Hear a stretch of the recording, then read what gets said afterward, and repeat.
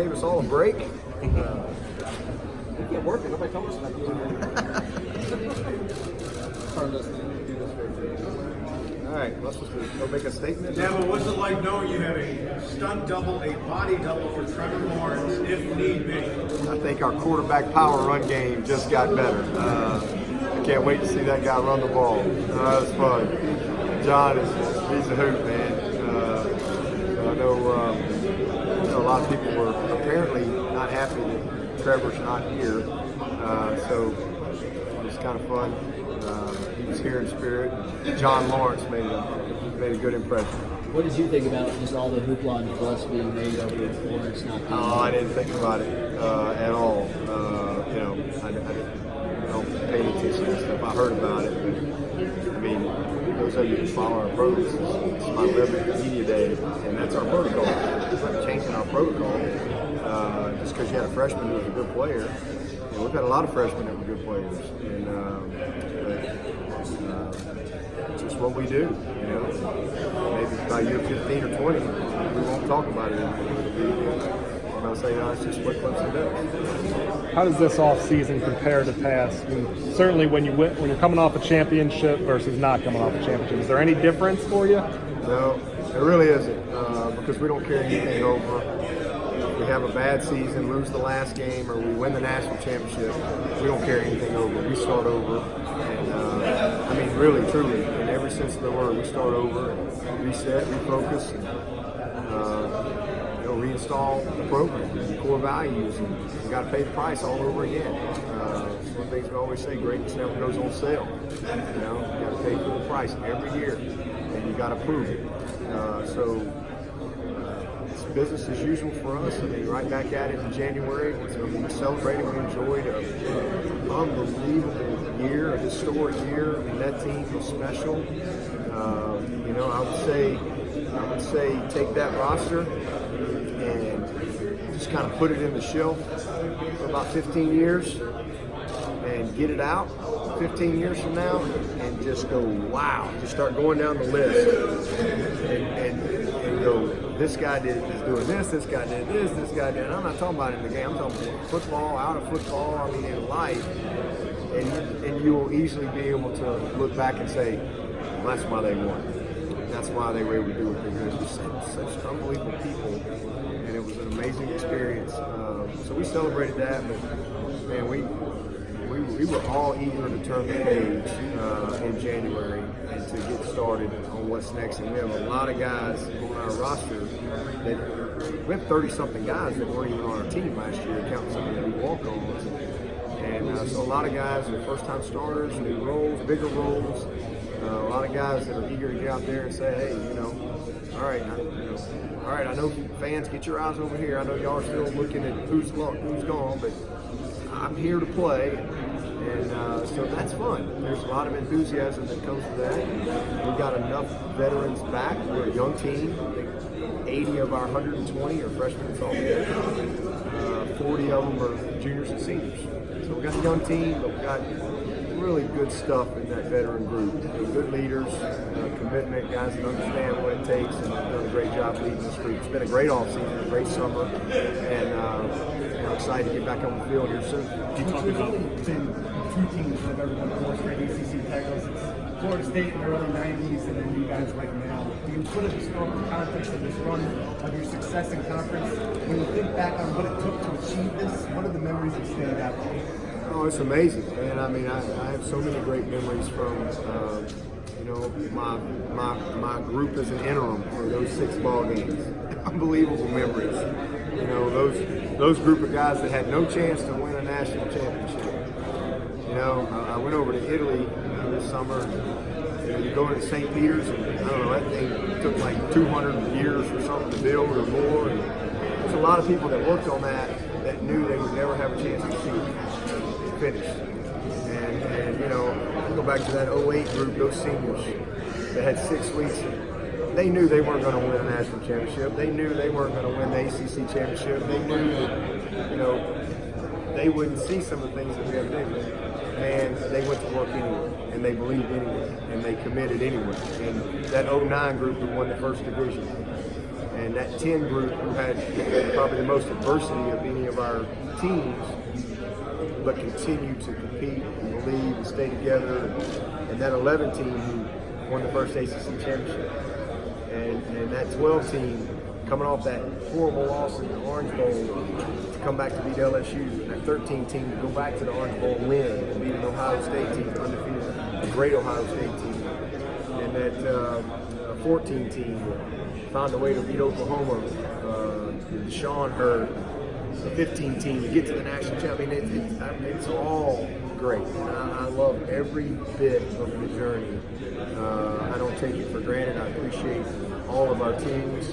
They're all special. And, every team has its own story, its own challenges. And I'm excited about this new journey this year in 2019. I can't believe it's gone that fast. I was 38 when I was named the interim, and 39 when I got the job in December, and going to be 50 this year. And it's like, I don't feel 50. I don't know what you're supposed to feel like. I still feel like I'm 25. But it's amazing how fast it's going. But I am thankful that I have a great memory of all that it took to get here. Coach, Darion Kendrick is one of those younger guys looking for an increased role. How have you seen DK grow, and what are your expectations of him in 2019? Oh, he's still a work in progress. I mean, he's a fun guy to coach because he loves football. He's incredibly competitive. He's very talented. And obviously played him at receiver last year, put him in a little quarterback stuff, and he was a returner. And he's just a winner. That guy won 4 straight state championships in high school, and then he wins the national championship his first year in college. He's had a pretty good run. Unbelievable. And so competitiveness comes natural to him. He expects to win. It's been interesting, kind of it just happened that he threw him over a corner one day and I mean, it was like fish to water. I mean, he did a phenomenal job, so he ended up finishing the spring coming out of spring listed as a starter. So he's still got a lot of work to do. He's still rough around the edges. He's still got maturing to do as a young person, but I'm proud of him, and it's going to be a big year for him coming up. It seems like the hype grows year in, year out. Certainly with this run, and when you're coming off a season where you go 15-0 and you're undefeated, your championship ring, say, best ever, how do you tell your team to ignore the hype? How do you go about doing it when it seems to be everywhere? Well, we've been doing it for a long time, so it's just like I said, it's just kind of business as usual for us. I mean, it's not like we've had one good season. I mean, we've had 8, 10+ win seasons in a row, and hopefully a 9th coming up. So to answer your question, it's kind of what I said earlier. I mean, we just start over and we just pay the price all over again. We don't take anything for granted. I mean, it's truly a reset, a recommitment, a refocus. And, we go back to work. If you love the Rocky movies, man, we live modern, but we train old. That's a mindset, so that you don't lose the perspective. And you just fall in love with the grind. I mean, it's a grind. You gotta love it. And every year, man, our strength coach always says they don't put championship rings on smooth hands. You gotta put the work in. And the quality of the construction is based on the commitment of the crew. So you gotta have guys and coaches and staff that are committed. And so that's my job every year to make sure that we have that in place. Coach, you talk about guys wanting bigger roles. It looked like you had a good offseason. Talk about what you expect from KJ Henry this year. Yeah, perfect example. I mean, he's so happy that Cleveland and Austin are gone because now he's got an opportunity to get out there and say, hey, I came here to play too. I'm pretty good. And I'm really proud of KJ. He played 4 games last year, did a nice job. But he really wanted a redshirt. He wanted to get in the weight room in our power hour program because he wanted to really prepare himself for the spring. And fortunately, we were able to do that.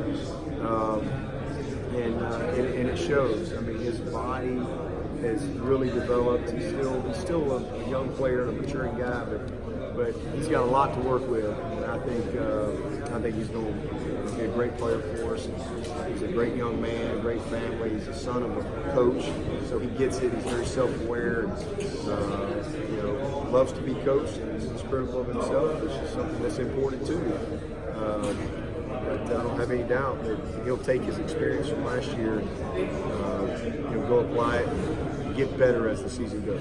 And you see the defensive line coming together. I know to be a lot of new faces that maybe some people aren't familiar with, and they lose that veteran leadership as well. That's part of the Yeah, that's the biggest thing on our team. You know, it's a major work in progress. You know, a lot of construction going on in that D line. The good news is we got a lot of guys with some hard hats on. We got a bunch of guys showing up to work every day. I think we've recruited well. So now we got to go coach them up and develop well. Christian was a freshman one time. Dexter was a freshman one time. Clee was a freshman one time. It's the way it is. I love the talent that we have. We can't replace the experience. That takes time. So, you know, it's fun. But there's a hunger and enthusiasm and an energy, and there's competition. So when it's all said and done, we'll run a good group out there. I think our first group is Justin Foster's a junior now, and he's played some really good football for us. Niles and Jordan have played. They don't have tons of experience, but they know what it looks like, and they know what those guys in front of them that just left, they know the standard. And you know, Xavier Thomas and Logan Rudolph and KJ and Massey, we got good people. We just don't have the experience depth that we've had. But that first group that runs out there, I think, will stay healthy. They'll be a salty bunch, and hopefully we can stay healthy to develop some of the depth and get some experience that we need. And we got to be ready early. Yeah, but there's some noise that came out today about you guys Coach Saban kind of threw a couple things out there, but then Dylan Mosley said that Clemson wasn't the better team. You got any thoughts on his comments? I mean, I don't know what I'm supposed to say. We were the better team that day, so I mean, all that matters. There's really nothing else to say. Do you think the ACC just doesn't get the respect that perhaps it doesn't? I mean, that's a player's opinion, but nationally, do you feel the ACC still, like, they respect your program, but the rest, do you feel the rest of the teams? I don't think there's any question about that. I mean, I think our program gets tons of respect for sure, and I think ultimately that's what it comes down to. I mean, you know, it's I don't run around and talk about league supremacy. I mean, we have a great league. And there's lots of great leagues out there. Certainly the SEC is an unbelievable league. But to me, it's about the program. I mean, you can be in a great league and stink as a program. Well, what's that do for you? You know, to me, it should always be about the program. But I think our league is so understated, it's not even funny. I mean, we won more national championships in the last 6 years than any conference in football. You probably wouldn't know that, you know, because nobody's going to talk about that. Everybody wants to talk about the past 20 years. And certainly 10 years ago, things were different in this league. You know, 10 years ago, you know, when I got this job, we had a long way to go, not only at Clemson, but as a league. But, I mean, where we are today, and the reason we win is because of our league, how we're challenged week in and week out. And I think that's what people miss. You know, 5 or 6 years ago, it was hilarious because, you know, the rhetoric used to be, well, an ACC team's never going to win the national championship because they don't play anybody. And so when they get to postseason and they got to play the big bad boys, they can't be prepared. Well, now we win it. Well, the only reason we win it now is because we don't play anybody. So you can't have it both ways. I think at the end of the day, the reason we win is because we play incredible competition. This league has had 32 bowl teams in the last 3 years, 11 this year. We had 19 postseason wins in the last 3 years. So the depth of our league, you know, week in and week out, there are great coaches, not good coaches, there are great coaches in this league. And it's a challenge. It's a challenge every week to get a game plan together, and we're challenged on the field, our team, and then what we practice against. So, you know, I don't know what else to say other than that, but we just got to keep doing what we do. I think that we certainly get a lot of credit, but I think all the other teams in this league do, and they should. You know, I mean, there are some great coaches and some great football players in the ACC. You know, I'm not saying we're the best in the world or whatever. We were this year or last year, but that's over. You know, it's a new year, and you got to go, you know, show up and play. But this league doesn't take a backseat to anyone. It's a very competitive league. And again, I'm used to we couldn't win because we don't play anybody. Now we only win because we don't play anybody. It just that doesn't add up to me. At the end of the day, I think the credit goes to this conference, and I think that's why we've been so successful in postseason. Coach, at your opener this year, how do you prepare for a team that's had such a big personality change? And also, as a part of you, after you don't have to face a triple option? Well, I'm gonna miss old Paul. I really like Paul Johnson. I think he's one of the best, and certainly will miss competing against him. I will not miss the triple option. Incredibly difficult to prepare for, but it's going to be a challenge, this opener, because openers are always tough. They really are. But there's just so many unknowns. You know, you have zero tape to study, so you're just kind of, you know, figuring it out. You got to prepare for so much more than what you would if you had, you know, some 2 or 3 games and you can kind of see the identity of the team. We just don't have that privilege to see that. We study, you know, we watch Temple and all that stuff, but it's going to be a challenging game, but we're looking forward to it. And when you get into the flow of the game, you figure out and make the adjustments that you need to make and try to give your team a chance to win. Coach, everybody knows the talent you got coming back on offense. Do you think they're sleeping on the defense a little bit, where they just see the big names that have gone on to the NFL? And maybe Isaiah Simmons isn't as known as he should be right now, and some veterans. I think Isaiah's known. I think a lot of people know him. I would say a guy like Skowski is not known, and I think when it's all said and done, if he stays healthy, he's going to have a great year. But you know, I mean, that's just kind of a natural thing when you have the amount of first rounders and the high profile guys that left that team. It's a very fair thing to look at, like, wow, who's going to replace these guys? So we got a lot of guys that have a lot to prove, but again, I think to sustain success, you have to recruit well and develop well. And the reason we've had 8, 10+ win seasons, it's not like we've had seniors for 8 years. I mean, we've had to replace guys every year. You know, when Taj left, when Sammy left, when Deshaun left, you know, fill in the blank. And so, you know, hopefully we can continue to do what we've done for many years, and that's have guys ready to step up and fill some voids. I mentioned a player like Kendall Joseph also left last year, and he's got nobody talks about that linebacker spot. He had a lot of snaps that are going to be taken up this year. Yeah. Who do you see taking up that role other than James Skowski? Yeah, well, I think it starts with James, obviously, but we're going to be young in our depth. Jake Venables would be the next guy, and Jake probably had as good a spring as anybody on our team. Jake is a really good player, and I mean, I think is primed for an excellent year. I think he'll take advantage of the opportunity. So he's a young guy. He's a redshirt freshman, but he's ready. He's ready to go play. Balin Spector, you know, behind Chad. You know, Chad can play Mike or Will. Skowski can play Mike or Will, but start out with Chad at Will and Skowski at Mike. But Balin over there, really excited about that. And then over our nickel Sam, Isaiah and Mike Jones. Mike Jones, another guy that we're really excited about. He's a redshirt freshman. Got a little experience last year. Jake played in 4 games last year, so they've played a little bit.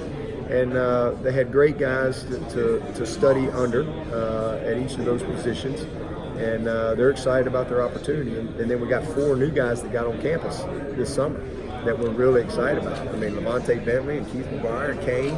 I mean, these guys, and Brighton Constantine, who's not going to be able to play. He's coming off an ACL. But we've got some youth there, but I think we're athletic. We can run. And it'll all start with that first group. Stay healthy, they'll get it done. Coach, one thing we haven't talked about the last couple of days is Terry Bowden joining your program.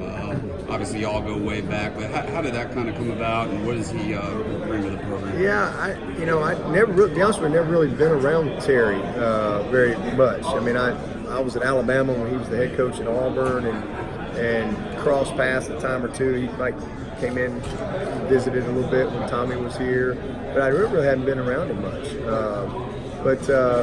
He reached out in the spring and wanted to come watch practice. So he came watch practice for a few days, and then when spring was over, he wanted to know if he could come back in the fall and if he could help out. And I said, well, we don't have volunteers, and I don't have any jobs open. But I was like, the only option you got is you could be a grad intern, but you got to be a full-time grad student and pay for, he's got to pay for everything. He didn't get anything. Next thing I know, he's like, hey, I enrolled in grad school. So he's working on his master's, and he'll just be a grad intern. And happy to have him. Super nice guy. I just have a ton of respect for the Bowden family, and I know he really just wants to learn and grow and kind of reset. He's been a head coach forever. I think he was only an assistant for like 1 year. So he's excited about just helping out in any way, he'll be just like any of the other grad interns that we might have, and except he's probably the most qualified I've ever had, that's for sure. But he's been great. John was saying over there with some relish that he thinks you guys have reached the stage where other teams hate you. Do you get any of that sense? I mean, that's been Bama's spot in the game. Yeah, I hope not. I mean, I'm sure that I think in competition you kind of always want to beat whoever you're playing that week, and you certainly aspire to compete against the best. But I hope nobody hates us. It's just a game. At the end of the day, I don't hate anybody. I don't hate the Gamecocks. I hate anybody. God loves the Gamecocks too. So I want to beat them all, but hate's a pretty strong word. Coach, I wanted to get your impression of the transfer portal. They continue to tweak it. They made some changes this summer. Where they're at, what are your thoughts, and what changes would you like to see, if any, to kind of how the system is right now?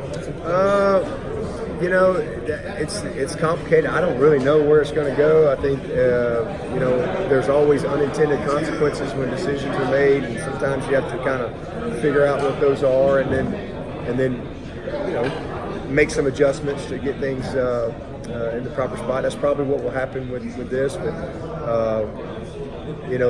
to me, if a guy graduates, I don't care if he graduates in 2.5. I've had guys graduate in 2.5 years. If a guy graduates from college, that's what he came to do, and good for him. And he sees that it's a better situation for him to move on somewhere else. And I don't have any problem with that at all.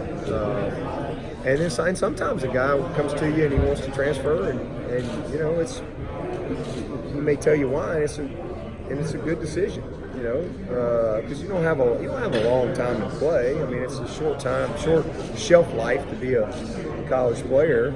But sometimes it's a guy comes to you and you may not agree with him, and you try to talk to him. But at the end of the day, everybody makes their own choices, and you're either successful or not in life based on the choices that you make. And so it's not my choices for them. It's whatever a young man's choice is. He's got to live with that. So I think we've got to look at it as it goes, and as coaches, there's a lot of challenges that come with managing your roster and things like that. So I'm sure we'll all figure it out. I haven't dealt with it much. I have not recruited the portal.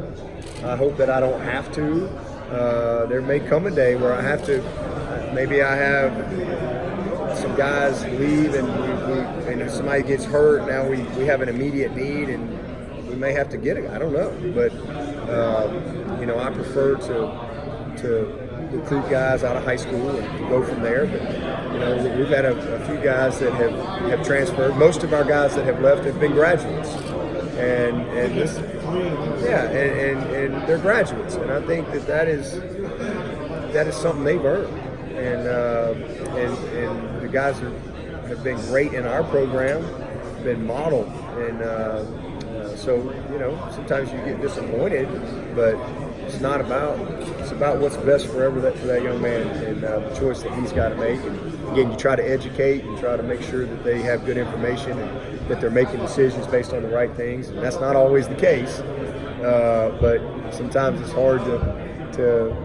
Sometimes you got to learn through your own decisions, and so we'll see where it all goes. I mean, I don't like I said, I don't have any issues with where we are, and I'm sure again there will be some learning as we go along, but I don't think it's going away. And it's unfortunate in some ways because there's some kids that I think will leave early that they shouldn't, and there's certain things you learn through perseverance and competition and stick-to-itiveness and I think there may be a time where you go, okay, here's a better time for me to leave, but sometimes I think where we are right now with the culture out there is if things don't happen immediately, then you move on, and I don't think there's always going to be challenges. There's always going to be adversity. I was kidding the other day with the media. I was like, I'm glad my wife didn't tell me she was going to jump in the portal for 6 weeks and see what her options were. She might not have come back. She might have left me, a long time ago, way back, because we had a lot of challenges. Just like anybody when you're young. I was married at 24, but 25 years later, going strong. So. Yeah, we'll see. Thank you. Can you describe your recruiting philosophy in terms of when you feel comfortable in the process of offering a recruit, and when you do, is that always committed? Yes, our offers are committed. That's when I don't offer freshmen and sophomores. That's my personal philosophy. It puts my coaches in a bind because there's this culture out there that this 10th grader's got 50 offers, and if you don't offer him, I'm like, well, so I'm the bad guy. And I don't mind being the bad guy. And, my coaches will sometimes tell a guy, hey, look, I love you. At some point we're going to offer you, but this is Coach Sweeney's philosophy. And that's just the way it is. But at the end of the day, I'm for slowing the process down, on both sides. But I want our offers to mean something. And now, if a guy gets an offer as a freshman or sophomore, it came from me. And I've offered guys. Deshaun committed to me as a sophomore, but I knew him. He'd been in our camp. He'd been on campus. Trevor, I didn't offer. After his freshman year, he sat in my office. He had 50 offers. I don't even know you. Because so if I offer me commits, I don't know anything about him. And so, I just like to have more information. I want to see guys grow and mature and drive a car, have a girlfriend, go to prom. Is it too much to ask to play 2 years of varsity football? I don't think so. And that's just my own personal opinion. And sometimes that rubs people wrong and we lose out on guys, and that's fine. I'll go get the seniors. Because what's happened is so many decisions are made early on these kids, and they're developing, and then they don't develop. And so the bad side of that is you have people taking these commitments from kids, and then they bail on them. They back out on them because they didn't develop like they're supposed to and things like that. So I wish the whole process was later. But that's just how we do it. Again, I didn't know who Travis Etienne was till November of his senior year in high school. He's pretty good. I didn't know who Isaiah Simmons was. I didn't have a clue. Never heard of him. We weren't recruiting DBs in that class. And then all of a sudden after the national champ, because I'm not one that goes and recruits and telling guys to leave. I expect everybody to be back. If they don't come back, if he's a bad guy, I'll cut one loose. But if he's not quite as good, that's on us. So I expect everybody to be back. And if a guy decides he wants to leave, that's fine. But I don't usually ever know that. That's why every year I seem to have scholarships left over going into the season, because sometimes guys. But I don't lay my head down at night saying, okay, who do I need to run off? Because I've oversigned and all this stuff. We just don't operate that way. So, but Isaiah, after that national championship year, we had 3 or 4 DBs decided to leave early. So now I got like 3 weeks to go recruit. I had never heard of Kayvon Wallace, ever. Had to bring him in midweek, and Kayvon's pretty good. Isaiah's pretty good. Travis Etienne's pretty good. Trayvon Mullen. We got all those guys in that 3-week period. And I wasn't recruiting any of them. Is there a point in your tenure where you felt comfortable devoting resources to go national as your program instead of was it always like No, it just happened, because as our brand grew, people started calling us.